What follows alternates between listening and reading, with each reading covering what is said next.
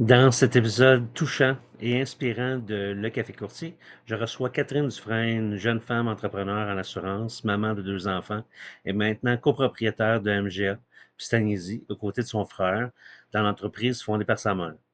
Catherine nous parle de son parcours vers l'assurance et la reprise de l'entreprise familiale, la réalité de travail en fratrie avec son frère, le défi de faire sa place dans une industrie encore très masculine, son rôle de maman, évidemment, en plus entrepreneur et les équilibres qu'elle doit jongler, et sa vision moderne du rôle de gestionnaire dans le monde de l'assurance. Ça a été pour moi un épisode vraiment fantastique. Alors, restez là parce que ça commence maintenant. Bienvenue dans le Café Courtier, le podcast qui réveille le monde du courtage. Un sujet à la fois. Entre confidences, réflexion et discussion franche. On brasse les idées comme on brasse un bon café. Avec passion, chaleur et parfois un peu de piquant. Installez-vous, c'est l'heure du Café Courtier.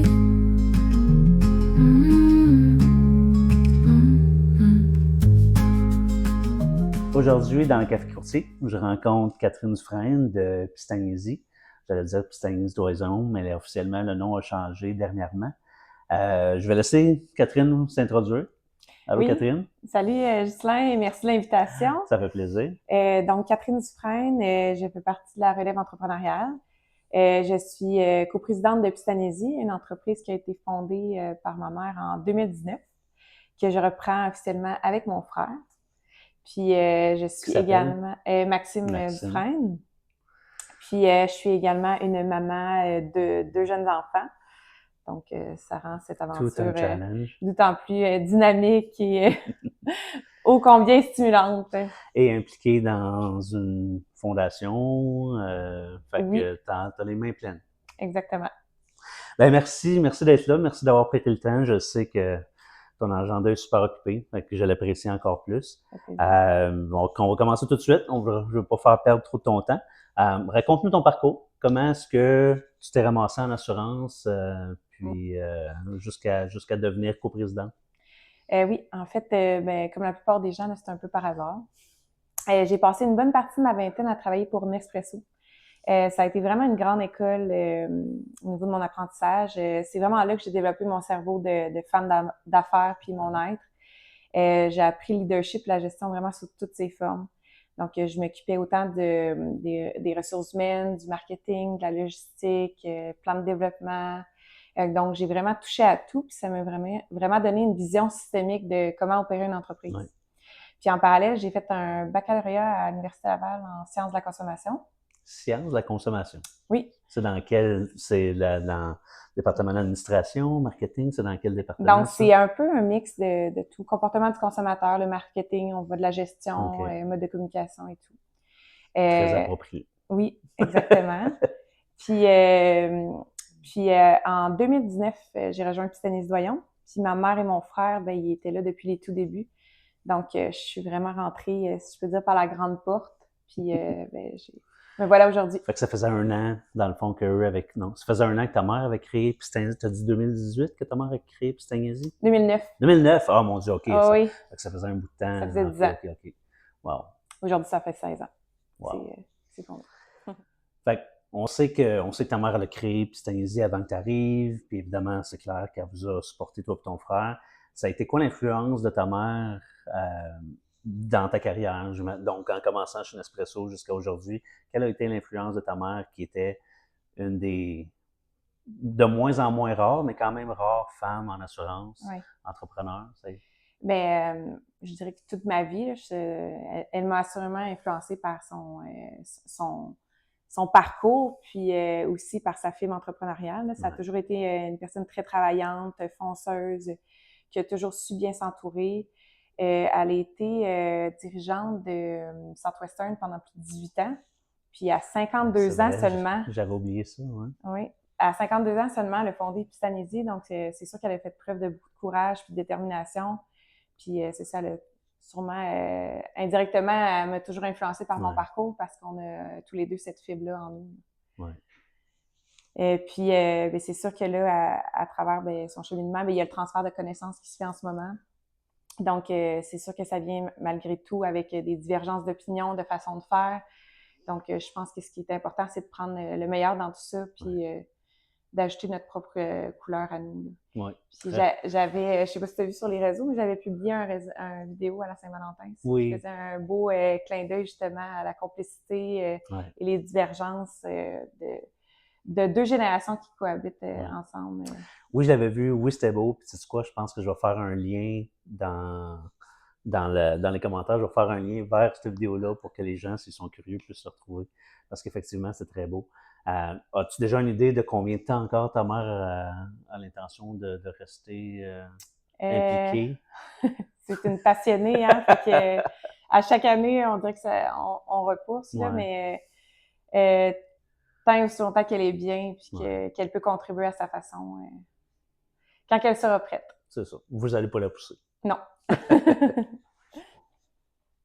Fait que rapidement, tu disais que tu t'es impliqué rapidement, tu as vu que tu allais être, entre guillemets, une personne importante. Fait que comment, justement, ton rôle a évolué du jour 1 où est-ce que tu es arrivé ici, puis le temps de faire tes permis, puis jusqu'à aujourd'hui, comment ça a évolué?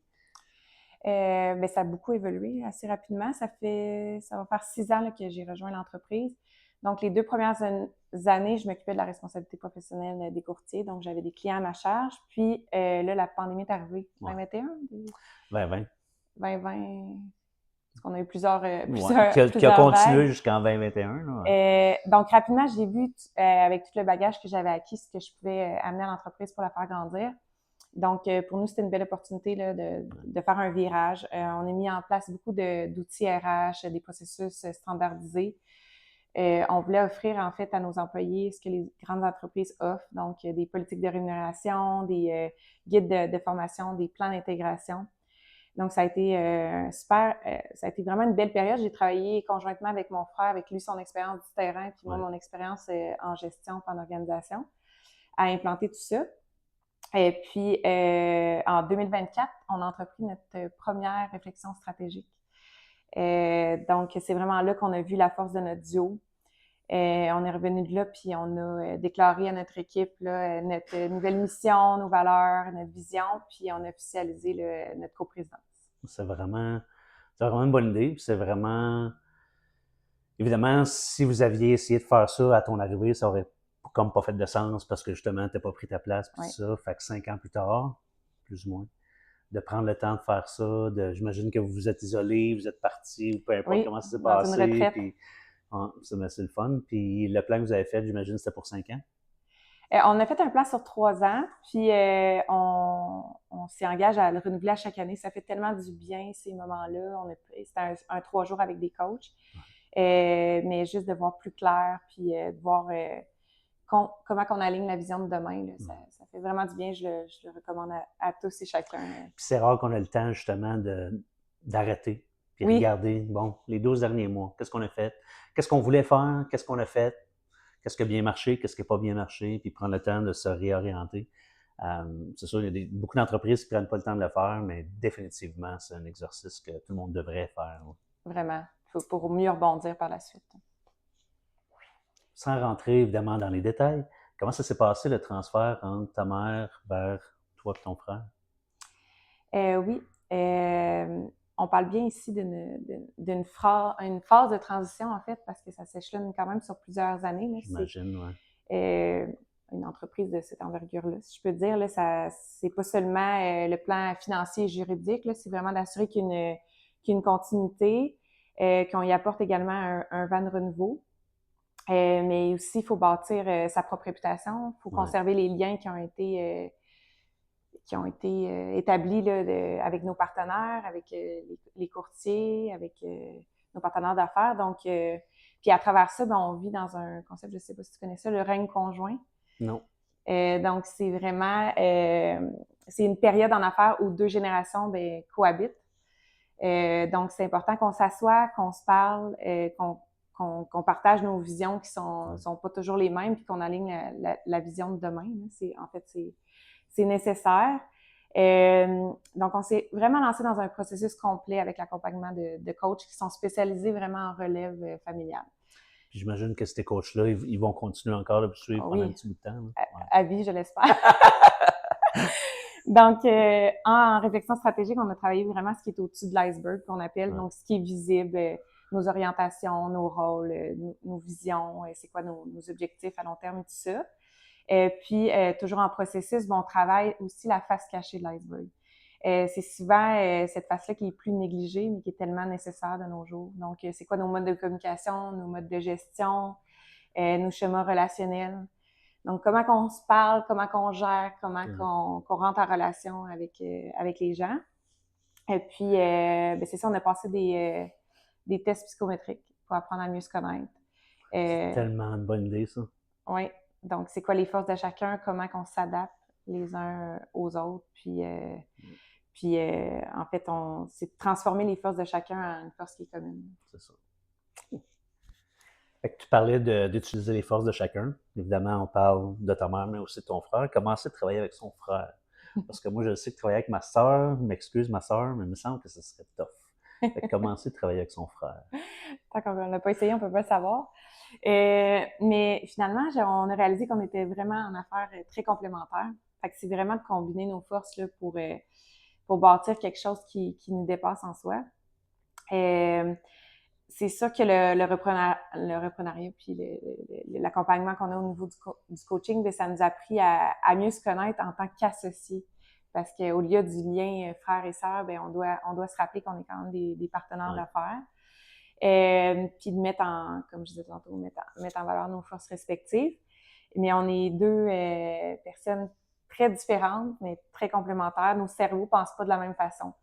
Donc, mon frère est plus le profil ingénieur, donc très analytique, logique, tourné vers les experts, alors que moi, je suis l'entrepreneur.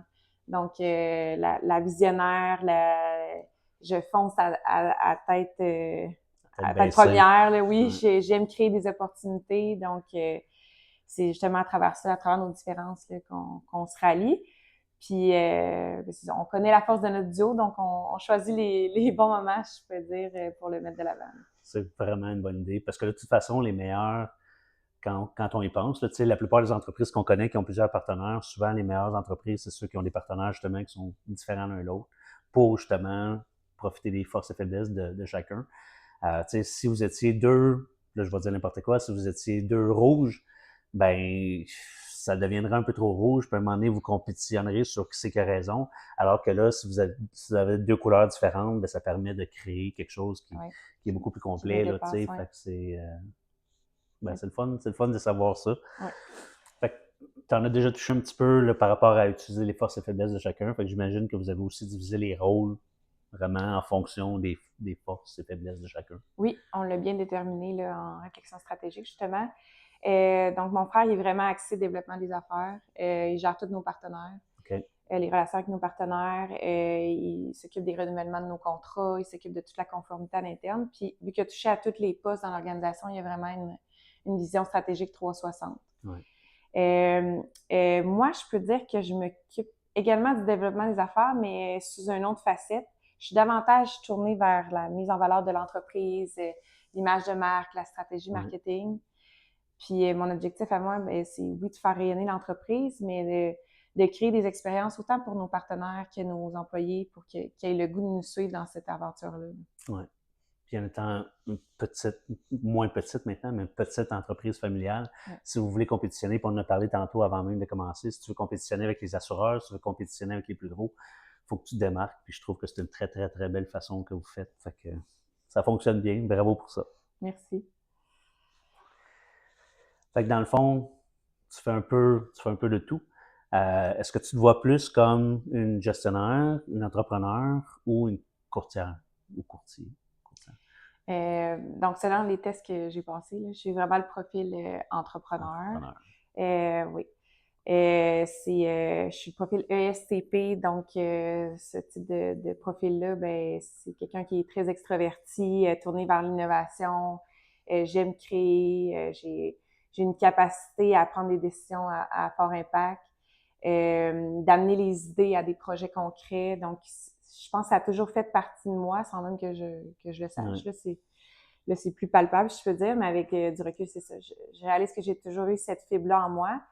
Évidemment, mais en tant qu'entrepreneur, il faut également qu'on soit des gestionnaires, mais c'est pas ce qui me définit en soi, là. Je pourrais être dans n'importe quel domaine. Ouais. Le vin, le café. C'est ça. Puis tu voudrais créer quelque chose. Ouais. Exactement. Ma force, c'est vraiment celle de l'entrepreneur. Puis là, je me lance un nouveau défi cette année. Je me plonge vraiment dans les opérations, dans les flux de travail. Je veux mieux comprendre, pas pour devenir un souscripteur en soi, là, pour exercer le rôle de souscripteur, mais pour être une gestionnaire qui est plus éveillée, qui peut prendre action plus rapidement. Ça va être ça mon objectif cette année. C'est un bel objectif. Merci. Donc, de par les podcasts à date que j'ai faits et enregistrés, je réalise que moi, mon impression, c'est qu'il y avait encore un... Excusez, j'espère que je n'ai pas éteint mon micro. De par les autres podcasts que j'ai faits, mon impression, c'est qu'il y avait encore un gros gap entre les hommes et les femmes en assurance. Peut-être que c'est à cause de certains hommes clients que j'ai fréquentés, mais j'avais l'impression qu'il y avait un gap, puis finalement, plusieurs fois dans les podcasts que j'ai faits avec les femmes, on me dit que oui, il y en a un, mais beaucoup moins qu'avant. Est-ce que toi, tu as rencontré des défis, mettons, spécifiques à toi parce que tu étais une femme? Bien, je vais parler pour moi, mais je vais aussi parler pour ma mère qui a quand même ouvert la voie là, à ce niveau-là. Elle a été la première à ouvrir un bureau de grossiste à Québec, à obtenir des contrats avec les Lois, puis à diriger dans un monde dans un domaine, un milieu qui était très masculin là, à l'époque. Ouais. Donc, c'est ça que je lui lève mon chapeau à ce niveau-là. Mais de mon côté, je pense que j'ai toujours su faire ma place par mon bagage, mon expertise, autant qu'un homme. J'ai pas vécu ça. J'ai tracé ma propre trajectoire. On m'a toujours fait confiance pour prendre des décisions puis l'idée. Je suis une femme d'affaires qui est fonceuse. Je m'engage à fond pour faire une différence. Donc, peu importe pour moi qu'on soit un homme ou une femme, ce qui est important, c'est d'être dans un contexte qui nous permet vraiment de s'épanouir, d'être nous-mêmes, puis de s'entourer des meilleurs, en fait. Ouais. S'entourer des meilleurs, c'est tellement important. Qu'on soit entrepreneur ou qu'on soit propriétaire, copropriétaire. Mais je vais profiter de l'occasion pour dire que justement, n'importe quelle personne, homme ou femme, plus jeune, qui a le goût de s'entourer de bonnes personnes, avoir un mentor. C'est tellement important. Un mentor homme ou femme, encore une fois, peu importe. Mais pour les gens en assurance qui ont une ambition de prendre leur place, de grandir, de prendre de la place, de bien s'entourer puis de trouver un mentor, c'est vraiment une puis ils vont travailler sur les forces de l'individu. Donc, ça va lui donner une confiance en soi qui lui permettre de faire n'importe quoi. Exact. Et là, évidemment, le plus gros challenge, parce qu'on dirait vraiment que ça tombe dans la cour des femmes, ce fardeau-là des enfants. Mère de 2 enfants, copropriétaire, lancement d'une nouvelle identité, déménagement ou agrandissement de bureau. Comment est-ce que tu gères tout ça? J'aimerais juste te répondre en disant ouf. Mais c'est vrai que oui, c'est vraiment, ça ne le cachera pas, c'est un défi en soi. On dirait que c'est un sujet qui est un peu tabou. Ouais. Mais je pense qu'en tant qu'entrepreneur, on se met énormément de pression d'être partout à la fois, d'être pleinement présent dans chacun de nos rôles, peu importe le chapeau qu'on porte. En tout cas, je parle pour moi, je me mets cette pression-là. Le contexte a fait en sorte que malgré mes accouchements et mes grossesses, j'ai été très impliquée dans l'entreprise, puis j'ai quand même eu beaucoup de responsabilités sur mes épaules. Donc, soyons honnêtes, c'est pas évident de travailler toute la journée, d'allaiter toute la nuit, pas dormir, puis en même temps d'apprendre à devenir une maman. Là. Ça recommence le lendemain. Exact. Mais j'ai l'impression qu'avec mon type de profil, j'ai la force qu'il faut pour passer à travers ça. Ben, je l'ai fait. Le pire est derrière moi, je peux dire. Là, les deux sont rentrés à la garderie. Mais il y a une chose que j'ai appris rapidement dans ma carrière, c'est que ça prend vraiment une équipe pour faire fonctionner une entreprise. J'ai ça en moi de transmettre les connaissances, de développer des guides de transfert de connaissances, de formation, d'outiller nos gens pour leur donner plus de latitude et d'autonomie dans leur rôle, puis qu'ils prennent leur place, en fait. Et puis que tout ne repose pas sur nos épaules. Pour moi, ça a beaucoup plus de valeur de voir les gens rayonner autour de moi que de tout gérer par moi-même. Donc, ça m'a énormément aidée. C'est sûr que dans mon quotidien, mais pour rajouter à tout ça, mon conjoint est également entrepreneur. Wow!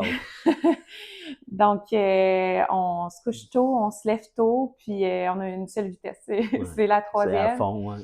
Mais la pandémie, ça a beaucoup aidé, je dirais. Tu sais, mon premier enfant est né en 2021. J'ai eu mes grands-parents qui étaient très présents pour garder mes enfants à la maison, puis que je puisse les voir grandir jour après jour, malgré tout. Avec le télétravail, là, ça me permettait de trouver un équilibre à travers tout ça. Fait que organisation, j'imagine, c'est ça le mot Oui. d'ordre, là. Tu sais, tout doit être Un beau calendrier là, sur le organisé. frigidaire, puis avec des codes de couleurs. Ouais.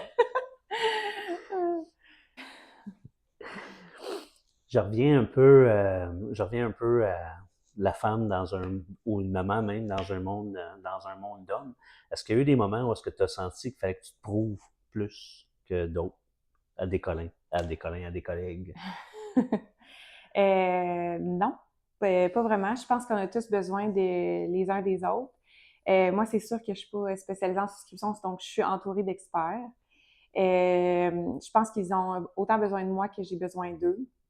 Un expert, c'est vraiment quelqu'un qui va maîtriser son domaine, alors qu'un entrepreneur, c'est lui qui va amener la vision, la stratégie, puis qui va faire les liens entre toutes ces expertises-là, justement, pour mener à bien les projets. Donc, pour moi, c'est pas un ressenti que j'ai là, à l'interne dans ma carrière. Comme un maître d'orchestre, tu sais, il va pas jouer le violon, il va pas jouer le piano, il va pas jouer la flûte, peu importe, mais il va guider tout le monde pour qu'en bout de ligne, ça fasse une belle musique. Fait que c'est un peu choisir les gens, t'amènes des gens compétents qui vont faire les bonnes tâches, mais en bout de ligne, c'est toi puis ton frère, les maîtres d'orchestre, qui s'assurent que le bateau ou la musique sonne comme du monde. Ça fait du sens, dans le fond. Je l'ai dit, puis les gens qui écoutent le podcast vont finir par connaître ma femme, puis éventuellement, les gens vont dire on aimerait ça la voir dans un podcast, ta femme, parce que j'arrête pas d'en parler. Mais à travailler en recherche, puis à toutes les fois qu'il faut qu'ils fassent des demandes de subventions, dans le fond, elle aide les chercheurs avec leurs demandes de subventions. Une des choses, un des critères importants, c'est EDI, équité, diversité, inclusion. Est-ce que tu penses que l'industrie de l'assurance évolue dans le bon sens en termes de équité, diversité, inclusion? Je trouve que de façon générale, oui, il y a une belle évolution. Nous, c'est sûr que si je parle de notre contexte, chez Pistanis Doyon, on a eu 2 femmes fortes à la tête de l'entreprise. On a toujours eu des femmes à tous les niveaux dans l'organisation, puis ça a toujours fait partie de notre réalité depuis les tout débuts. Aujourd'hui, je suis une femme et j'en fais partie. Mais au-delà du genre, on a toujours valorisé en fait la personnalité, les compétences des gens, les soft skills, si je peux dire. On s'est toujours fié un peu à notre instinct. Puis je trouve que dans l'industrie ou juste dans le marché du travail en général, je trouve qu'on prend davantage ce tournant-là où on valorise les personnes pour ce qu'ils peuvent apporter à une entreprise, ce qu'ils peuvent amener à une équipe, puis point final. Ouais. Tant mieux, parce que l'assurance, ça s'apprend. Exact. Alors qu'une belle personnalité, tu l'as ou tu l'as pas. Fait que t'es mieux d'engager pour la personnalité, puis après ça, enseigner la technique. Tu sais. Okay. Clairement, ce que moi j'entends, c'est que tu es une femme de cœur, une femme passionnée, une femme entrepreneur, une maman. Quel genre de leader est-ce que tu aimerais être ou comment tu aimerais que les gens te voient comme leader chez Pistagnesi? C'est intéressant. C'est sûr que j'aimerais être reconnue pour une personne qui est comme un leader qui est rassembleur, qui contribue à l'épanouissement des gens. Je trouve ça tellement important. Qui est présente, mais qui a un côté rassurant en même temps. Pour moi, une entreprise à succès, c'est vraiment, ça repose vraiment sur des gens qui sont épanouis au travail, qui sont compétents, mais qui ont du plaisir à travailler ensemble. Je pense que ça part beaucoup de là, en fait. Parce qu'une équipe qui grandit puis qui se sent reconnue, ça peut juste amener des résultats qui sont durables. Un de mes objectifs premiers, là, puis en m'impliquant dans les flux de travail, je vais davantage mettre ça de l'avant, mais immerger toute l'intelligence collective qu'on peut avoir dans une organisation, c'est tellement précieux. Ouais. C'est un bel objectif. Ça va, ça vient, ça va, ça vient. Les assureurs, ça va, ça vient. Les grossistes, ça va, ça vient. T'es du côté des grossistes, du côté des MGA. Comment tu vois l'avenir des MGA en assurance? Euh, donc, j'ai encore le board de notre vision là, quand on l'a déclaré à notre équipe, mais nous, c'était vraiment d'avancer avec une équipe qui est soudée puis engagée. On est en reprenariat, fait que c'est essentiel pour nous de grandir dans un esprit de continuité. On a fait notre nouvelle image de marque là, qui est Pistagnésie. Pour nous, ça faisait tout son sens, qui est pour nous tout en finesse. On a gardé ce nom-là car il y a une réputation derrière ça, mais également que pour nous, ça devenait plus un nom de famille en soi, mais ça devenait vraiment une identité qui était forte avec le nouveau design. Puis notre descripteur de marque, c'est maison d'expertise en souscription. Donc, c'est ça. Une de nos visions, en fait, c'est vraiment d'être reconnu par notre expertise. On veut refléter aussi un lieu qui est plein de vie, qui est ultra familial et convivial. Puis pour nos courtiers, bien, c'est certain qu'on veut rester des partenaires qui sont fiables et accessibles, puis faciliter leur travail là, au quotidien. Pour vous avoir presque tout vu au tournoi de pétanque, vous êtes effectivement très le fun, puis vous avez un bel esprit de famille. Ça, c'est le premier jeudi de juin, à ne pas manquer à chaque année. Oui, j'ai fini en deuxième place, malheureusement. En fait, égalité avec la première place, mais le tirage au sort, je sais pas. Ah non, c'est le total de points qui a fait que j'ai fini en deuxième place. Je vais prendre ma revanche l'an prochain. Qu'est-ce que tu voudrais changer ou améliorer?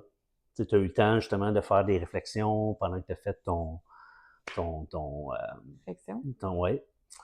Donc, y a-t-il des choses déjà que tu aimerais changer? Pas nécessairement juste chez Pistagnésie, ça pourrait être ici, évidemment, des choses que tu aimerais faire évoluer, mais dans l'industrie de façon générale, est-ce qu'il y a des choses que tu aimerais faire changer ou voir changer? Oui.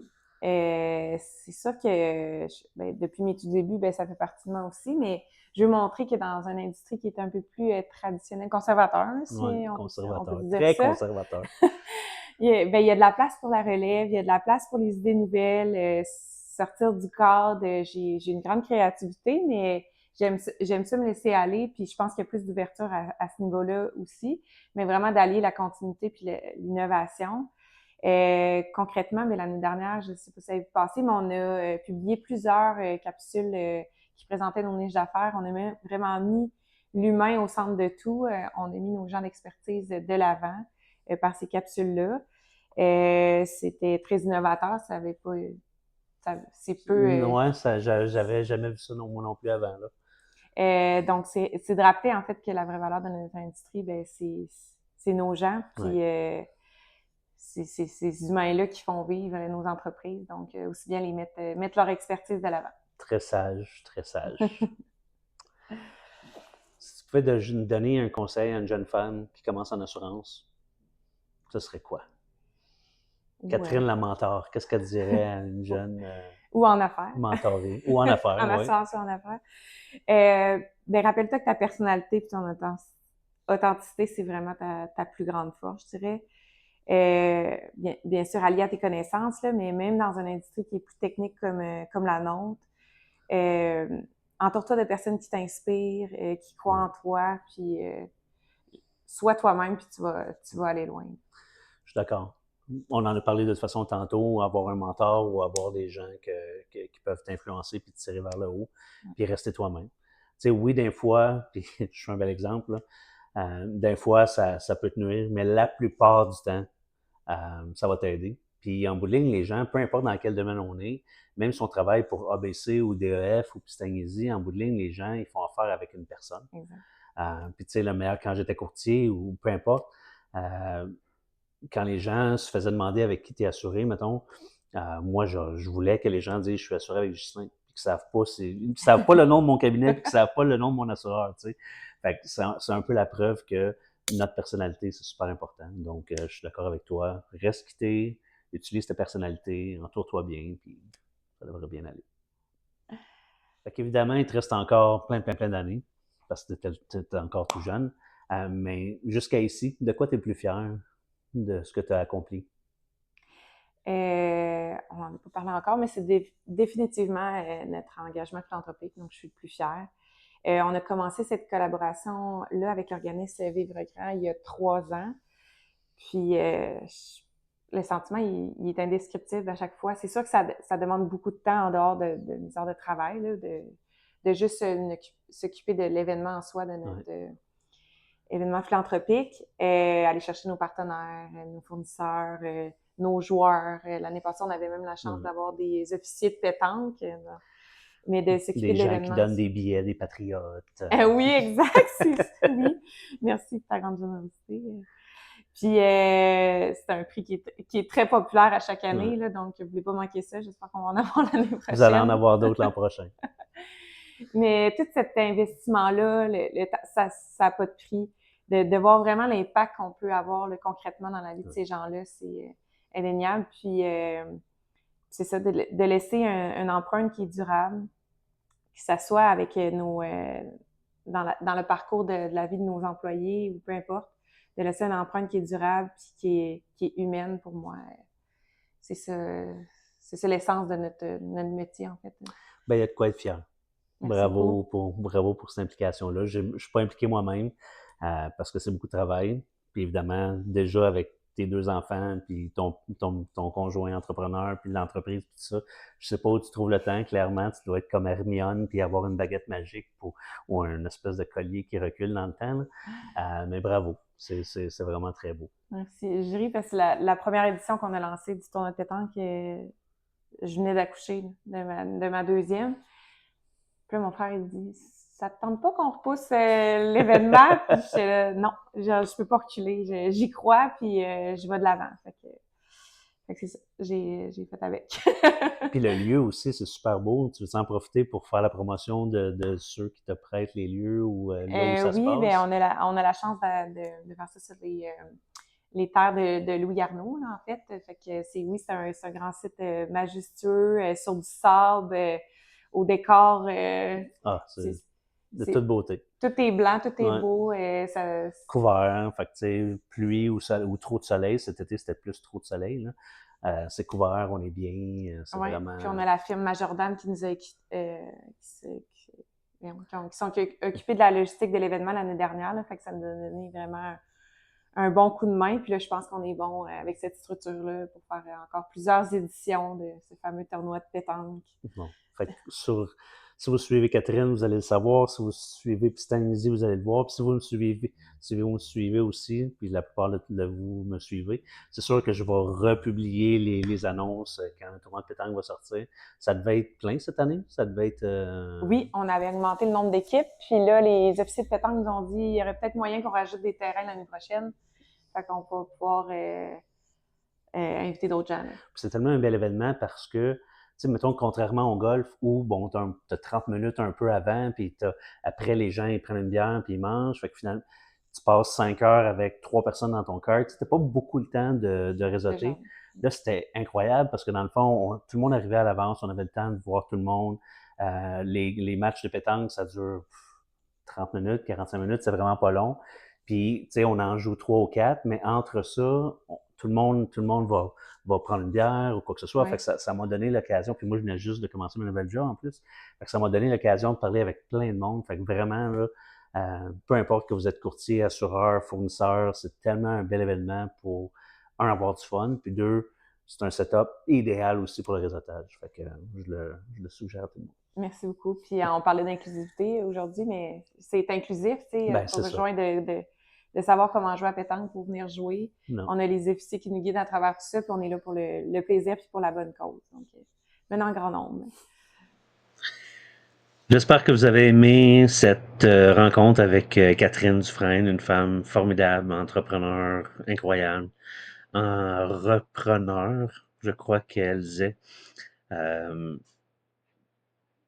copropriétaire de Pistagnésie, MG, maman, vraiment, vraiment une fille formidable que j'ai appris à connaître un peu plus aujourd'hui. Alors pour ça, je suis super content. Laissez vos commentaires, écrivez à Catherine, retrouvez-la sur les réseaux sociaux. C'est la meilleure chose à faire si vous voulez l'encourager. Et j'espère que vous avez aimé l'épisode. J'espère que vous allez devenir membre de la chaîne YouTube et que vous allez écouter les prochains. Merci, bonne soirée. C'est la fin du café courtier, le podcast qui réveille le monde du courtage, un sujet à la fois.